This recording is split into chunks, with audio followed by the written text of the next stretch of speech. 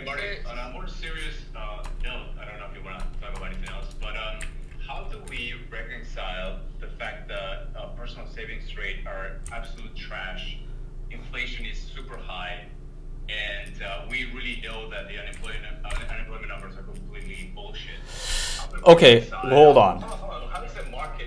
Yeah. I'm answering your question. Okay. Okay. A couple things here. Savings rates are decided by banks, not by anyone else. So you can save money by buying treasuries. You don't need to deposit in a bank. You do pay.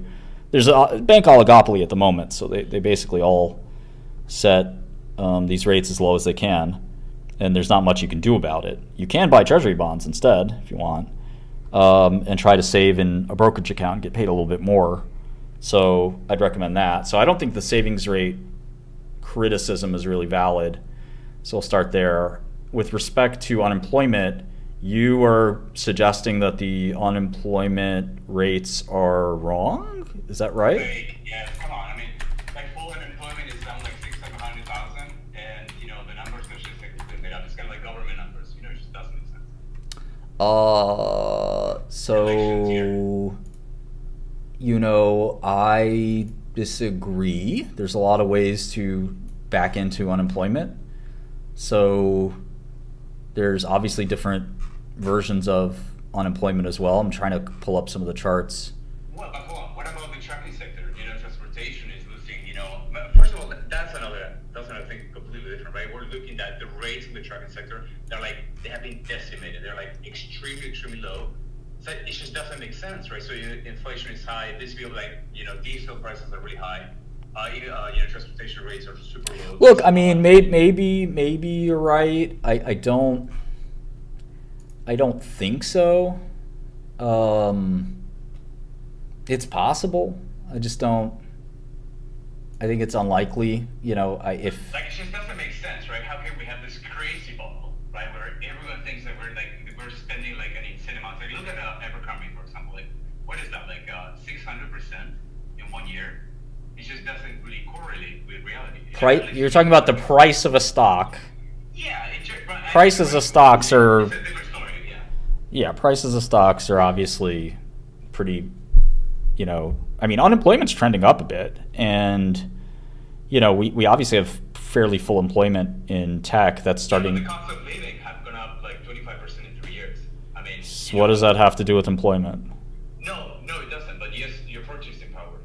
I understand what purchasing power is, but getting back to employment, I do think that the numbers are accurate. I wouldn't see why they wouldn't be. I mean, I track headcount when I look at companies. There's been some marginal headcount changes in tech, but they're fairly marginal, and they've been replaced by things like AI programmers. What about California? What about in California?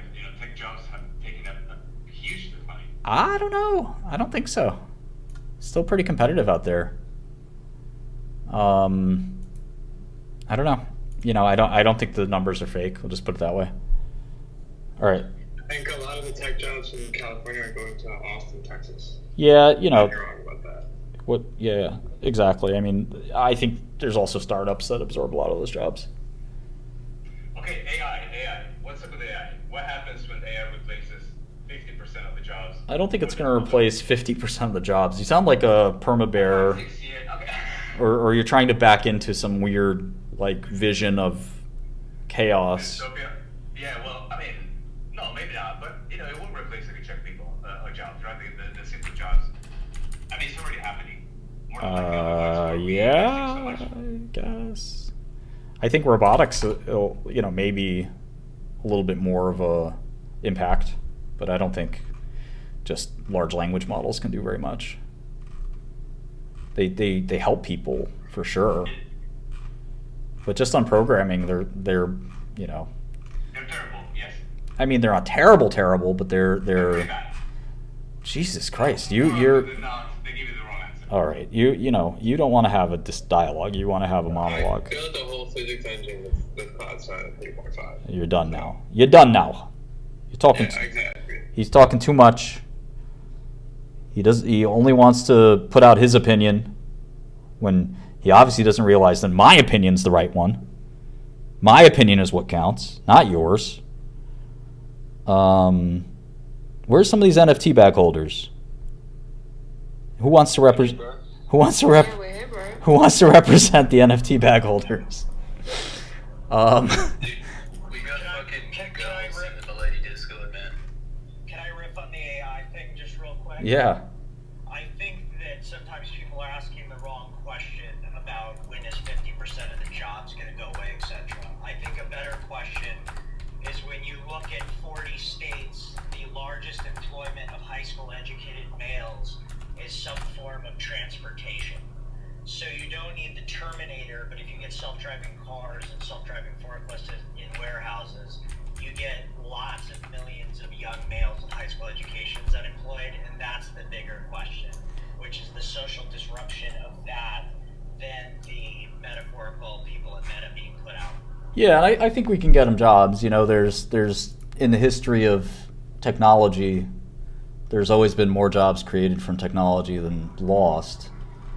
And that's because technology is a tool, and maybe this is the final tool and it's the end. But the reality is, whether it was Microsoft Excel putting bookkeepers out of work, but then creating the entire accounting industry, the entire financial analysis industry, the entire FP&A industry, like, it really just hasn't happened before that tech has made there less jobs. When horses were put out of work, the entire automobile industry plus the jobs it enabled were incredible. So I completely agree, and I think the onus is on the people that say this time is different, but just 2 points to be aware of.